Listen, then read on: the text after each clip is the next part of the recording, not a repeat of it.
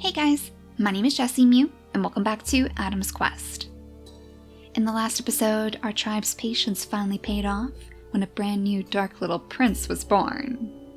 Just like Kirta, he has the perfect digging skills. He has a digging chunk in both of those digging paws, so 7 pieces of food every single time we find a root. We will need a little bit more patience though, because we haven't found many roots in the meantime. All of this land seems particularly bare. We have one more root over here, but I have a feeling that Maple is probably going to have to grab it up. It seems like Nukiro is getting a little bit too ahead of himself again. He's trying to impress a raven, show her that he's just as good at digging up food, but if he grabs those, he's just going to end up destroying them. So we'll have Maple grab this for him, so we can use that to feed our new babies. And maybe so we can use it to feed our warriors too. So Marina's patience has also paid off for her in a big way, because as she stood up here like the glaciers on the mountains, unmoving and steadfast, a brand new bluebird has swooped over her head. This has come just in the nick of time. We do have another bluebird over here, but I'm almost positive that it's going to end up despawning soon. It's been on our island for quite some time now, so unless we manage to land in one more good hit, we might end up missing that meal. So Marina, now is your time to shine. Go ahead and land in your first attack. Oh my gosh, a second attack too? And a third one right away? Oh, it has to be so close to passing away now. Kestrel, I hope you saw that. 3 attacks, one right after the next. Maybe patience is really all that we need to get through this mountain. We've certainly had it in abundance. Plodding through the snow day after day, with no true guarantee that we're ever going to find food again. But if our tribe doesn't give up hope, then Adam won't give up on us either. So now Kestrel is being torn in 2 different directions. I guess she's just going to have to see which one she can reach. Surely one is going to get close enough, but she only has 2 turns to use. She was a little bit too cold overnight. She actually came over here because her little apprentice had dug out a pathway for her. Lightning is probably one of the few creatures who is a little bit too overeager for her own good. We know that Prancer is as well. Her ambitions have gotten her into a bit of a sticky situation, far away from the rest of her tribe mates. But at the same time, at least she has some food to dig up too.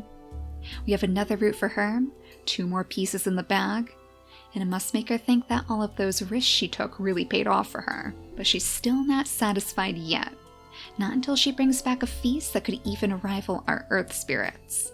That was the family that she was initially trying to overshadow, since it seems that they so often overshadow her digging paws. So should we bring her a little bit further down the shore? Or would that risk scaring the bluebird? That's the main concern. I guess we'll have her dig out the snow, and then jump on over here. It lights up a little bit more of the path for you. Oh, and this bluebird just dancing over your head. Is there any way for us to bring Kestrel up there? I guess we'd have to have Lightning try to move a bit closer to the hot springs, but I'm not sure that even that is going to be enough. I guess the main problem is that big body that's weighing her down. It takes away a little bit of her flying ability, but it does allow her to actually attack the bluebirds. So she can fly 7 tiles away. I think she'd be able to get there. 1, 2, 3, 4, 5, 6. Okay. We're gonna risk it, Kestrel. Jump on in. Yes. Oh my gosh, I think you can swoop in and hit the bluebird too. Oh, please tell me this is going to be enough. Oh my gosh, thank you. Oh, Kestrel. I mean, it's kind of sad that she was the one who managed to take it down. I was really hoping that Marina would be able to do that for her. She so desperately wants to live up to her mother's name too, so it must be kind of disappointing that her mother was the one who saved the day. That's probably all that the tribe is really going to see. They won't know about Marina and her patient attacks. Though none of this would have taken place without her. I think if anything, her mother would probably know that too. Maybe she's starting to wonder if Marina would actually be the right creature for the bluebird feathers. It's a bit off tradition. She doesn't have the stripes after all, so maybe it would be hard for our tribe to actually see her as a leader, but on a mountain like this, you really can't be too picky. And if Marina is patient enough to wait out the bluebirds, I'm sure she could wait out her tribe's bias too. So at least we have one potential heir to pass those bluebird feathers on to. I was getting a little bit worried since our tribe is getting so small. I always assumed that Kestrel would be the type to take on many mates in her time. She certainly had enough admirers for it, but we just haven't had the right reason to have more children with our food stores the way that they are. Maybe this will turn it all around though. Now we have Hawthorne too, and let's see if we can find him some roots to dig up in the next turn, his very first contribution to the tribe. I guess we could bring Kirta up this way. Maybe he would be able to smell something? No, but still looking pretty bare on that mountain. I don't know how far we want to bring them. I would kind of like Hawthorne to make it back to the tribe, but at the same time, we've already explored this land. We pretty much know that there are no more roots there for us to gather. Maybe it would be a good idea for us to veer off this way. Who knows what sort of treasures are waiting in this darkness, over by the glaciers too? Yeah, let's see if we can find anything good for Hawthorne in that direction. We'll bring Evergreen over here, and we'll have her dig out a little bit of the snow. Anything to bring her baby further. Maybe it'd even help if we called Ranger over to her side instead. We could probably scoot her through, right? I guess we would have to set her up right here. That's a little bit unfortunate, and I still don't smell any roots. But our earth spirits know that Ranger will keep their baby very safe. So I suppose all we can really do is have the family huddle together. I know that Kirta would not leave his mate's side. We'll have him dig out the snow right here, and then Hawthorne, you can settle down between your parents. I wonder if she would even pass a couple of those flowers over to Hawthorne too. He could use them to decorate his Megalosaurus horns just like she used to, carrying a little piece of her everywhere he goes.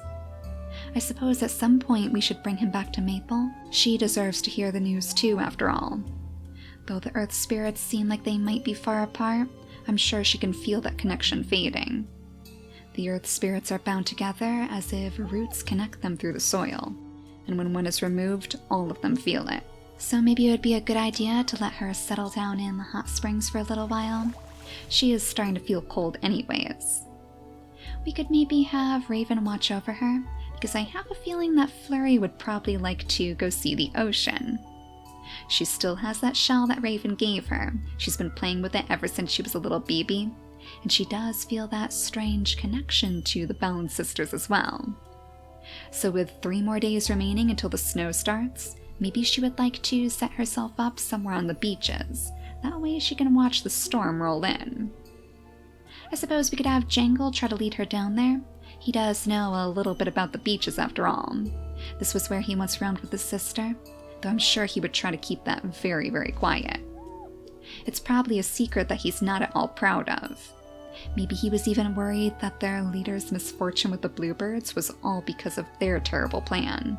Adam must have seen it as a betrayal on their part, so we're lucky that he decided to offer up a little bit of extra hope to Marina. So since you two should be warm on the shores, let's have Jangle come on over here. That way he should be able to light the way straight over to the hot springs. We might even see if he could pop some of the worms on the sea floor. It won't be worth much food, but it would still be better than nothing. And right now, it doesn't really seem like there are too many roots in the snowdrifts. Now we don't want poor little Lightning getting buried out here. Oh, you poor thing. Your mentor has kind of left you all out on your own, but I know that she's going to reward you well. If not for your guidance after all, she might not have been able to make it up to the peaks to take down the bluebird. So let's have Raven stay over here with her. We can clear out that snow. And I love this new Kiro. You are still chasing after Raven. You just can't help yourself, can you? I'm not gonna lie, I am tempted to breed the two. We could start a family even though he's not part of our tribe. But they do share an immunity gene, and I feel like that would be too great of a risk. We can't have our tribe getting sick now on top of it all. I wonder if maybe they could find somebody to help them start a family though? It's not as though we haven't done that in our tribes before. Maybe even Jangle? Home Island Gene and D? I mean, their immunity genes do match up. He doesn't have the best of genetics, but we could always alter that with the mutation menu. That would at least give these two a little baby to raise, and I know that new Kiro is going to stay right by their side. If Raven is any indication, he's not going to let any babies out of his sight. So we'll have to consider that for the future. But for now, Raven, go ahead and pick up some of the snow for us, and then we should be ready to skip the day once more. So unfortunately this time we will be saying goodbye to our earth spirits. Side by side as always, between all of the roots that they gathered up before.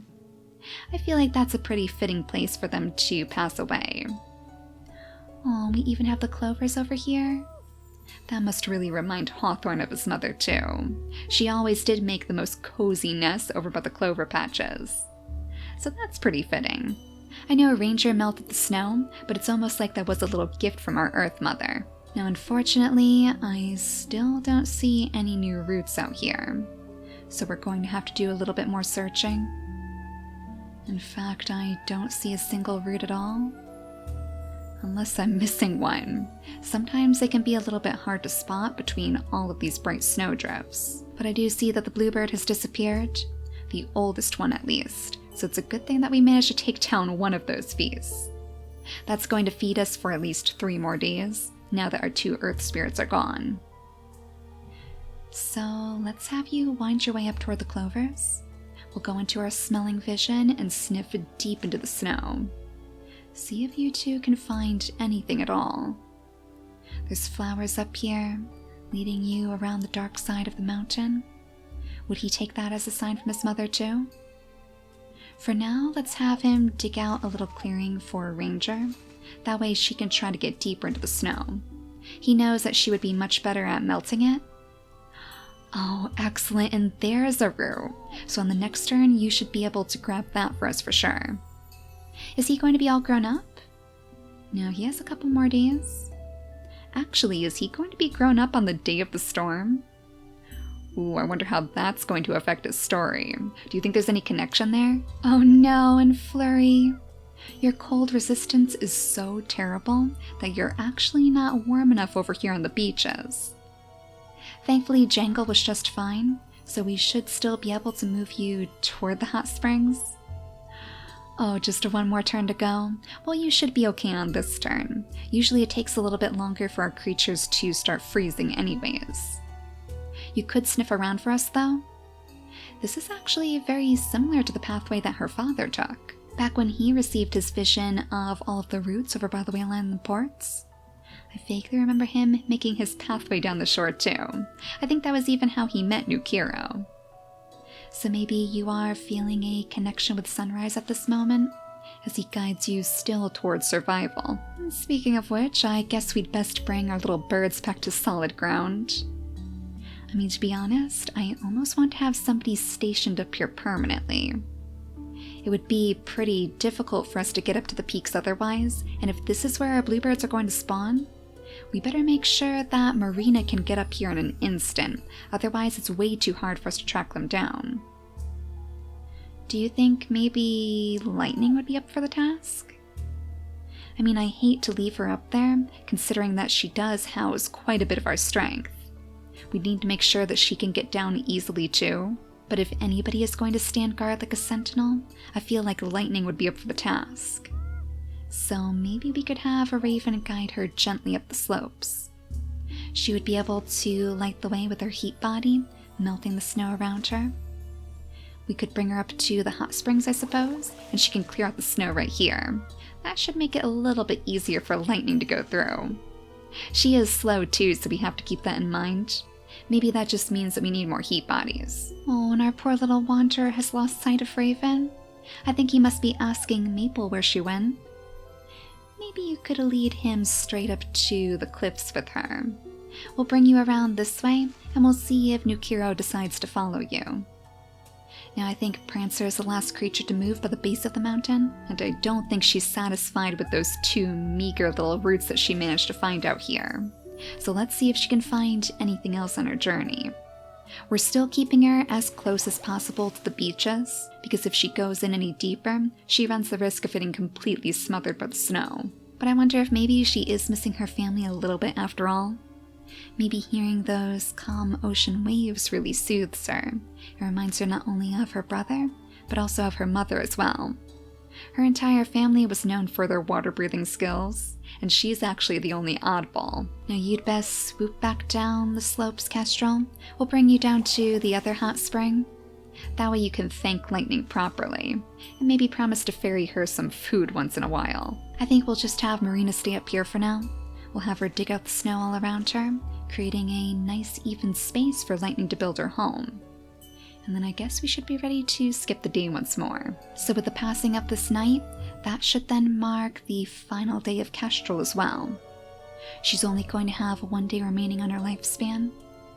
So I'm kind of torn. Should we maybe have her have another baby too? I really doubt that any baby she has is going to have those stripes, and I can't really see anybody but Marina being the right one for the bluebird job at this point. But I do know that her immunity genes also line up with Jangle's, and since he is one of the few remaining males in the tribe, I guess he's going to be the father of many. The father of many, but the guide to few. He wouldn't be taking care of a raven's baby. And I wonder if he had a baby with Kestrel, if they would end up just fluttering on into the skies too, searching for more bluebirds to take down with their sister. It is an interesting idea, and if we can bring Kestrel down to Jangle's side, I think we might take advantage of it. We could even perhaps say that this is all part of Flurry's vision. As she settles down to watch the storm roll in, she would leave Jangle with a few ominous words of advice. Perhaps the bluebird that they lost to the darkness is not the only creature feeling lost right now. There's still one more somewhere out on these mountains that could really use his help. And she doesn't really need him anymore, so I'm sure she would probably send him on his way. And that should give us just enough room to bring Kestrel down here, right? We could have her flutter over here, fall back down to the shores where she spent so much of her time chasing bluebirds in her past. And she would flutter gracefully right down next to Jangle, with those bluebird feathers still tucked behind her ear. So I'm sure he couldn't help but wonder if this was what Flurry meant. She does seem to bear an awful big burden, if just worried for the future of her family. Adam's numbers have never dwindled like this before, and she worries that she may have made a mistake.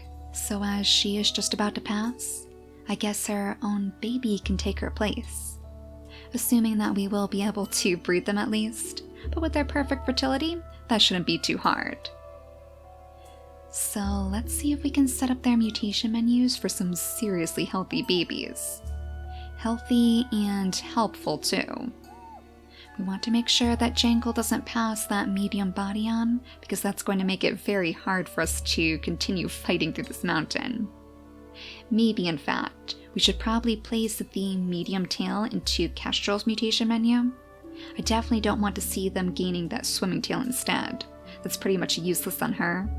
That's pretty much useless on this entire island, and the gills too for that matter. I vaguely remember the poison fangs being a little bit more dominant than the gills though. Isn't that what we used to breed the fangs back into our tribe at the beginning of this series? I'm not 100% sure, but I know that the bird beak would probably mess that up. If she passes the bird beak instead, I'm sure we're going to see a gilled baby. I guess in the long run though, we probably want to just place the wings in his mutation menu. Not only would that help us with one of Kestrel's babies, but if he does end up fathering a baby for a raven too, then we might end up with another little phoenix. And you know what? Slot number 2? Let's just throw it out there. Let's just try to get the digging trunk on one of our babies. I'm not sure if that would ever show up over any of the other genes, but I guess that would be a better inactive trait for them to carry than one of the gills. So we'll see how it goes. Go ahead and breed with Kestrel, and then we'll have her settle down her nest right by the shore. So as we watch the storm roll in, her baby will be guided here as if by those very same clouds. Needless to say, we're going to want Jangle to stay right here. We'll have him clear out the snow, and then I guess we'll have Flurry do the same, and the two of them can shelter this baby from the cold. Now before we go any further here, let's make sure that we bring Hawthorne over to that route. Oh no, it looks like he's going to need an extra turn. Well, at least we can set you up over here, and at least that gives you a little bit of time to sniff around for some more roots too. Maybe we could have Ranger help you with that. We'll bring her on up here. We'll have her dig out some of that snow and melt all of the snow around the root too. There's nothing else up here that I can see but these two. Oh, wait a second. Oh, there is another root there, thank goodness. Okay, so these two groups are definitely going to be crossing paths, and that's another good root for you to pick up on the next turn. The day that you grow your very final gem, and you take over as the Prince of the Earth. One of you mentioned a while back that it almost seems like Raven and Ranger could actually be balanced sisters of their own. They both do have the only heat bodies in the tribe. They carry one of those wings. So it does make you wonder if there's some sort of connection. They even have the light and dark thing going for them too, just like Seafoam and Quicksand. So I wonder if by bringing them together, maybe then they would be a force to be reckoned with. No more patchy pathways, but clear guides to their goal. This time we'll make sure that Maple goes straight over to Raven's side too. I did notice that Nukiro seems to be following her, so I guess her plan is working. She can settle on down in the hot springs, preparing herself for the snow. And then our last few creatures to move are Marina and Prancer. So since Prancer just has a pathway to clear, we'll have her go ahead and do that now. Sniff around for us. Still no roots. Yeah, I feel like this might be a lost cause. Maybe it's actually time for her to turn back. But would she be willing to go back empty-handed? I don't really think so. Maybe we'll just have her cut up the backside of the mountain, and we'll see if she can find anything over in this darkness. We haven't been there in such a long time. Maybe something has spawned there, and she'll be the one to find our little treasure trove of roots. Let's actually have Marina jump back here for a moment, just to sniff a little bit further back. No roots up there either, I'm afraid. But they have to be hiding here somewhere. So today is the day that the snow is finally set to start. Flurry can sense it in those big glowing antennas of hers. She knows that the snow is just around the corner. And they've brought to us another baby with those chilly markings. Oh my gosh, how do you look so much like Flurry? Is it truly just her influence? Oh, that is so strange. Now, unfortunately, she only has one wing, so she won't be able to take to the skies. But she is hardy enough that she could actually land a few attacks. She won't have to worry about getting too cold. She has those beautiful poison fangs, too. So at least she has kept a little bit of Adam's influence in her. But as those bluebird feathers fall to the ground, I know there's only one place where they belong. We're going to have to find somebody who can bring them straight up to Marina. The balance bear has finally arrived. Oh my gosh, and right behind our little prince. Oh, what a terrible place for you to spawn. And did I just see? Was there actually? There was. Oh my gosh, there's a poor wanderer out here in the snowdrifts. It looks like he only has the medium body too, so he is going to be freezing soon. But I love to see that he has one of those claws. Oh, he is a knight in shining armor for sure. He's probably been tracking down this balance bear too. Well, Hawthorne, you have certainly summoned quite a little mess now that you have your third gem. We'll go ahead and change that over to the pink color, and then we'll make sure that he grabs his roots right here, because we're not going to let those go to the paws of the balance bear. I wonder if they would even try to dig those up. Do the balance bears eat the roots? It doesn't look like they have a digging ability, but they can steal our fish. They can also collect our berries apparently too. Interesting. Not many options for a balance bear on these mountains, I'm afraid, so no wonder they're coming out to look for our tribe mates. Well, we still have another root down here for Hawthorne to collect, and before we end this episode... No, I wanted to see if you could grab it. Well, you can at least set yourself up, because it's probably for the best that you don't attack the balance bear right now. You might not be able to escape if you do. And let's go ahead and take a look at our knight in shining armor while we're at it. He has that beautiful golden fur, so he's pretty easy to spot in all the snow. Duke here, Duke. Okay. Not too many genes that we would really want to use, so most likely we're probably going to leave him as a wanderer. But it's nice to see that you've made some friends up here, I guess. Maybe he'll even be able to keep Lightning company. Though to be honest, I think her mission is probably going to take a little detour right now. She's going to have a balance bear to slay. Lightning was always worried that she wouldn't be able to live up to her mother's name, so maybe things are finally turning around for her. She can show that she has Pala's strength in her too. But for now, thank you all so much for watching, and I'll see you all next time. Bye guys!